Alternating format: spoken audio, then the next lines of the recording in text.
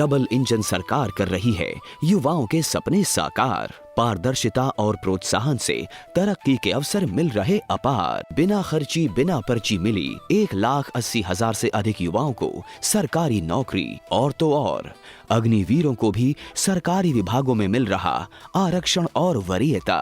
साथियों, हमने केवल सरकारी नौकरी ही नहीं बल्कि रोजगार सुरक्षा पर भी काम किया है।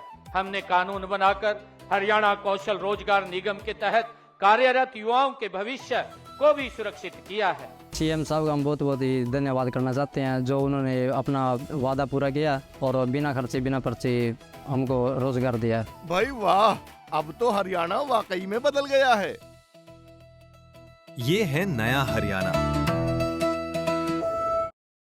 इस सम्मेलन में उपस्थित केंद्रीय कृषि एवं किसान कल्याण और ग्रामीण विकास मंत्री श्री शिवराज जी चौहान जी, सचिव एवं महानिदेशक ICAR डॉक्टर मांगीलाल जाट जी,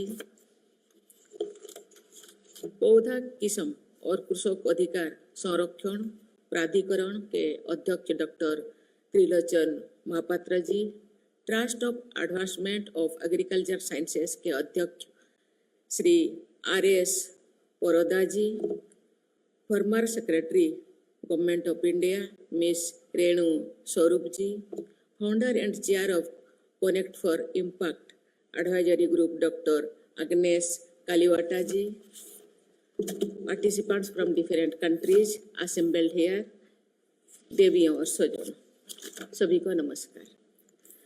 कृषि खाद्य प्रणाली में महिलाओं की भूमिका पर केंद्रित इस वैश्विक सम्मेलन का आयोजन करने के लिए कृषि मंत्रालय तथा सभी सहयोगी संगठनों की बहुत बहुत सराहना करती हूँ। फसल को बोने, काटने,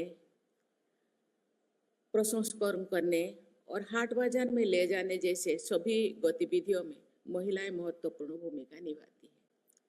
मछली पालन, मधुमक्खी पालन, पशुपालन, वन्य उपजों के समुचित उपयोग तथा कृषि पर आधारित उद्यमों को चलाने जैसे अनेक क्षेत्रों में हमारी माताएं, बहनें और बेटियां अथक परिश्रम करती हैं। वे कृषि अर्थव्यवस्था को अमूल्य योगदान देते हैं। आज महिला किसानों की केस स्टडीज पर आधारित पुस्तक women and agriculture shaping the future together के लोकार्पण की मैं सराहना करती हूँ। ऐसे केस स्टडीज में उपलब्ध जानकारी का व्यापक स्तर पर प्रचार प्रसार करने से ही महिलाओं के योगदान के विषय में लोग जानेंगे तथा इस पुस्तक की प्राथमिकता सिद्ध होगी। पिछले दशक के दौरान कृषि एवं पर्यावरण के क्षेत्र में असाधारण योगदान देने के लिए अनेक महिलाओं को पद्मश्री से सम्मानित किया गया है। उनमें से कुछ का उल्लेख ही मैं कर पाऊंगी। तमिलनाडु की श्रीमती रोंगमाल पापमाल ने अभाव और संकटों के बीच जैविक खेती के क्षेत्र में अमूल्य योगदान दिया था। महिला समूहों के नेतृत्व प्रदान किया। महाराष्ट्र के एक जनजातीय समुदाय के आने वाले श्रीमती राहीबाई सीमा पोपरे जी ने विभिन्न फसलों की प्रजातियों का संरक्षण किया है। उन्हें सीड मदर के नाम में जाना जाता है। बिहार की श्रीमती राजकुमारी किसान चाची के नाम से लोकप्रिय है। ऐसे ही उन्होंने खेती के लिए लोगों को प्रेरित करने के साथ साथ अनेक स्वयंसेवी संस्थानों का गठन किया तथा अपने लघु उद्यम की भी स्थापना की। ओडिशा की कुमारी साबरमती को जैविक खेती और बायोडाइवर्सिटी से जुड़े संरक्षण में योगदान के लिए जाना जाता है। मैं चाहूँगी ऐसी महिलाओं से प्रेरणा प्राप्त करके भावी पीढ़ी की बेटियों भी कृषि के क्षेत्र में नवोन्मेषी योगदान देंगे। मुझे प्रसन्नता है कि इस सम्मेलन में अंतर्राष्ट्रीय स्तर पर कृषि क्षेत्र में योगदान देने वाली महिलाएं, वैज्ञानिकों और उद्यमियों सहित युवा पीढ़ी के बेटियों भी भागीदारी कर रहे हैं।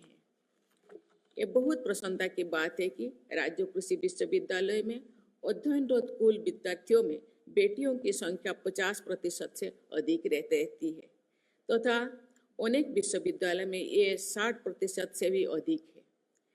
उन बेटियों का शैक्षिक प्रदर्शन भी उत्कृष्ट रहता है। सरकार, समाज तथा कृषि क्षेत्र से जुड़े सभी हितधारकों की ये जिम्मेदारी है कि उन होनहार बेटियों की कृषि तथा खाद्यान्नों के क्षेत्र में नेतृत्व प्रदान करने हेतु समर्थ बनाने में हर संभव सहायता एवं उनको प्रोत्साहित करना चाहिए। मैं मानती हूँ कि मातृत्व की क्षमता में नेतृत्व की क्षमता नहीं है, परंतु प्रायः मातृत्व को घर की दीवारों में सीमित मान लिया जाता है। इस मानसिकता से बाहर आकर महिला किसानों को नेतृत्व प्रदान करने के सोच के साथ आगे बढ़ना है। हमारे किसान अन्नदाता है।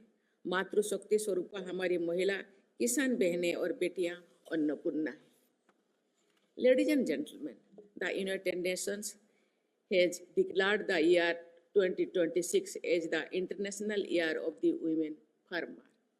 This declaration calls for collective action to close gender gaps and promote leadership role for women across agri-food value chain. It is important to encourage leadership among women who are engaged in agriculture, especially agri-food systems. India has chosen the strategy of women-led development. Women in agriculture sector should get a greater role in policy formulation, decision-making, and leadership positions. Larger participation in women at all levels in the sector will promote gender-inclusive agricultural growth. Women farmers should be helped in issues concerning formal and